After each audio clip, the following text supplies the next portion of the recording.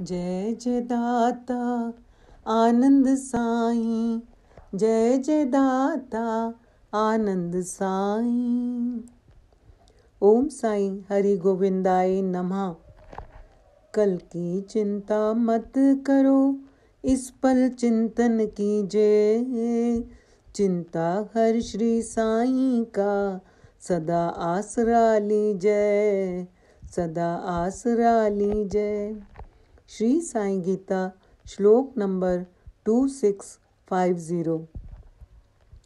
अर्पित जीवन को किसी प्रकार की चिंता करने की ज़रूरत नहीं होती है। अर्पित जीव के श्री साईं हरि रखवाले हैं, उनकी पूर्ण रूप से रक्षा होती है। चिंता चिता समान है। चिंता के बजाय चिंतन करो, ईश्वर के अर्पित हो जाओ। यही विचार करो कि जो हो रहा है अपनी साईं माँ की इच्छा से ही हो रहा है।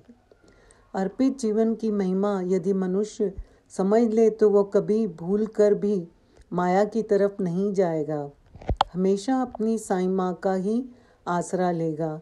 उसे कल की चिंता नहीं होगी। उसे पता है उसकी साईं माँ उसकी रक्षा करेगी, इसीलिए वो निश्चिंत रहता है। आज आपको एक भक्त का किस्सा सुनाती हूँ। एक आदमी ने समुद्र में अकेले घूमने के लिए एक नाव बनवाई। छुट्टी के दिन वह नाव लेकर समुद्र की सैर करने निकला। आधे समुद्र तक पहुंचा ही था कि अचानक एक जोरदार तूफान आया।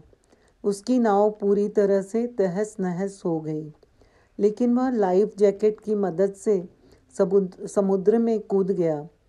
जब तूफान शांत हुआ तब वह तैरता तैरता एक टापू पर पहुंच गया, लेकिन वहाँ कोई नहीं था।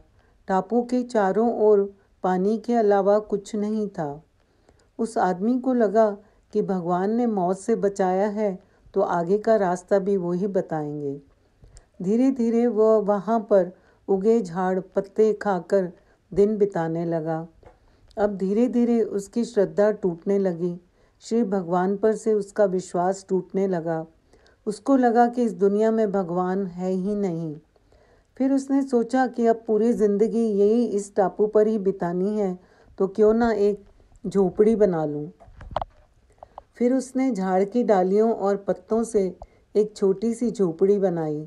उसने मन ही मन कहा, आज से झोपड़ी में सोने को मिलेगा, बाहर सोना नहीं पड़ेगा। इस बात के लिए उसने अपने प्रभु को धन्यवाद किया। रात हुई ही थी कि अचानक मौसम बदला। बिजली जोर जोर से कड़कने लगी। तभी अचानक एक बिजली उसकी झोपड़ी पर आ गिरी और झोपड़ी धधकते हुए जलने लगी। यह देखकर वो आदमी टूट गया। आसमान की ओर देखकर बोला, तू भगवान है ही नहीं, तुझ में दया जैसा कुछ है ही नहीं। वह हताश होकर सर पर हाथ रखकर रो रहा था कि अचानक एक नाव टापू के पास आई।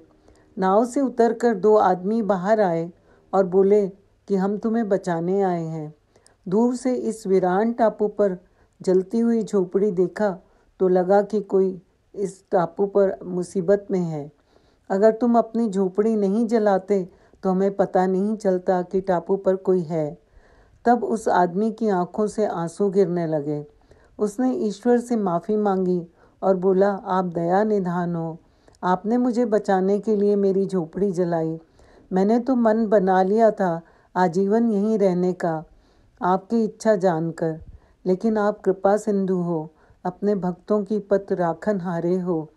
जब भक्त अपने ईश्वर के हुक्म में रहना स्वीकार करता है तो प्रभु चमत्कार करते हैं।